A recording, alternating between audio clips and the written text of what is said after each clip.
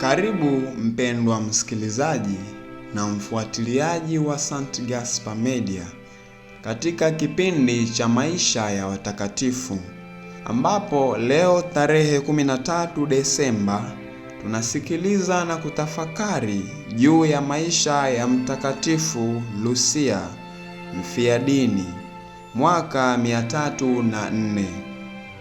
Mtakatifu Lucia ni mmojawapo wa wafiadini na mabikira wanaojulikana sana toka zamani, na ibada ya kumheshimu imeenea mahali pengi.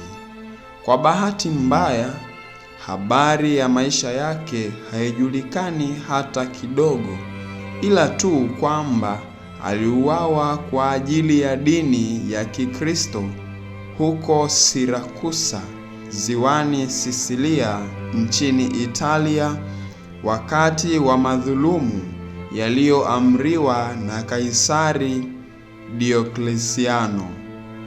Kwa ajili ya hamu ya kumjua zaidi, watu walianza kuyabuni mambo, wakatunga nyimbo na mashairi kwa heshima yake. Hivyo husemwa kwamba Lucia aliamua kuishi kibikira, lakini wazee wake walimposa kwa mvulana aliyekuwa mpagani. Lucia alipoanza kuwagawia maskini mali zake zote, mchumba wake alikasirika mno kiasi kwamba alimshtaki Lucia kwa mkuu wa mkoa kwamba alikuwa Mkristo.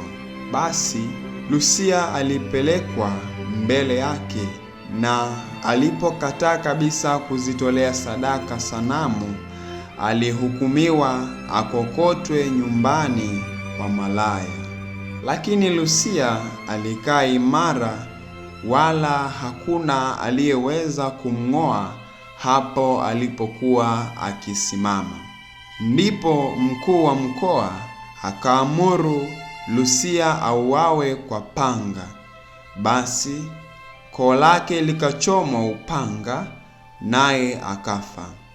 Mtakatifu Lucia aliheshimiwa sana mjini Roma katika karne ya 6, na kwa hiyo jina lake liliandikwa katika sala ya Ekaristi ya kwanza. Japo habari ya maisha yake haina msingi katika historia, hata hivyo yale yaliyobuniwa yanatudhihirishia upendo mkubwa ambao mtu sharti awe nao akitaka kuwa mwaminifu kwa Bwana mpaka mwisho. Itukuzwe damu ya Kristo! Milele amina. Mtakatifu Lucia mfiadini, utuombee.